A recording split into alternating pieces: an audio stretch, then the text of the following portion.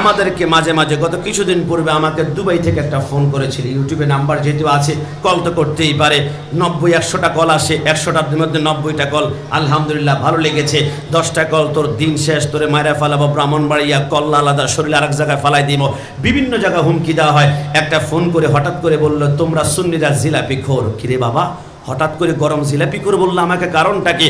বলে মিলাদুন্নবী যখন আসে, আমি বাস্তবতার আলোকে লেটেস্ট কথা বলছি আপনাদেরকে, যখন আমাকে গরম জিলাপি খোর বললো, আমি বললাম কিরে বাবা তুমি হঠাৎ করে গরম জিলাপি করে কেন বললা? বলে তোমরা সুন্নিরা মিলাদুন্নবী আসলে গরম গরম জিলাপি খাও, আমরা দেখি না বুঝি? তো আমি তাকে পাল্টা জিজ্ঞেস করলাম, আমাকে একটু বলবা, তুমি যে আমাকে জিলাপি খোর বলবা ভাই, তোমাকে একটা গালি দিব না, কারণ আমার রাসূলের একটা হাদিসে মোবারকা যেই দিন পড়েছি সেই দিন থেকে অন্যকে অ্যাটাক করা, অন্যকে গালি দেওয়া আমার জীবন থেকে আমি স্টপ করে ফেলেছি। বলো হুজুর এটা বের কোন হাদিস? আমি নুজাতুল মাজালিসের মধ্যে পড়েছি, আল্লাহর হাবিব একদিন মরুভূমির মধ্যে হাঁটছিলেন, রাসূল হাঁটছিলেন, হঠাৎ করে তৃষ্ণা ধরলো। রাসূল এক বেদুইনকে বলল, আমাকে একটু পানি দিবা? বেদুইন রাহমাতুল লিল আলামিনকে এখনো চিনতে পারো নাই, বলে না তোমাকে পানি দেওয়া হবে না। তো কিভাবে দিবা? বলে ওই যে কূপ দেখা যায়, কূপ থেকে যত বালতি পানি উঠাবা তত গ্লাস পানি তোমাকে দেওয়া হবে। আমার হাবিবে কিবরিয়া নুরানি চেহারা নিয়ে বালতি দিয়ে পানি উঠাতে লাগলো।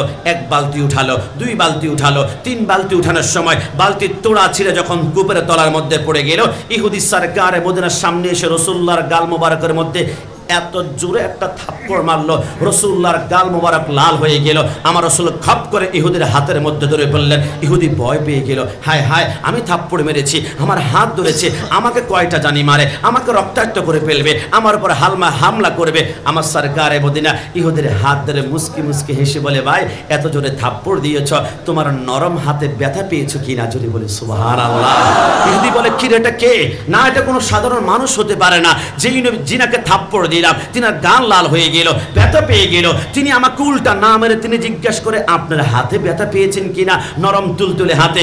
না এটা কোনো সাধারণ মানুষ হতে পারে না, আপনি বলুন আপনি কে? সত্যিকার অর্থে আমার রাসূল বলে, লা ইলাহা ইল্লাল্লাহ ইন্নী রাসূলুল্লাহ, আল্লাহ ছাড়া কোনো মাবুদ নাই, আমি আল্লাহর ফেরেশতা রাসূল। ইহুদি বলে, যেই নবীর আদর্শ, যেই নবীর চরিত্র, যেই নবীর ক্যারেক্টার, যেই নবীর পুলার এক্সপ্রেশন এত সুন্দর হতে পারে, সেই তো কোনো সাধারণ মানুষ নয়, তিনি হচ্ছেন আখির জামানার নবী।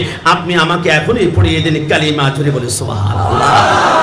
আমি ওই যিনি আমাকে গরম জিলাপি খোর বলেছিল, আমি বললাম রাসূলের আদর্শ আমি পড়েছি, আমি তোমাকে গালি দিব না, তবে একটু বলো জিলাপি খাওয়া হালাল নাকি হারাম? সে বলল অবশ্যই হালাল। তা আমি বললাম জিলাপি খাই মানে হালাল খাই, আমি হারাম খাই না।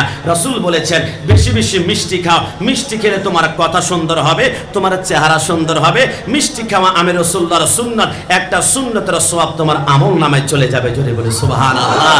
আবার মাঝে মাঝে আমাদেরকে বিরিয়ানি খোর, তাবারক খোর বলা হয়। বিরিয়ানি কি আছে? তাবারক আছে আজকে?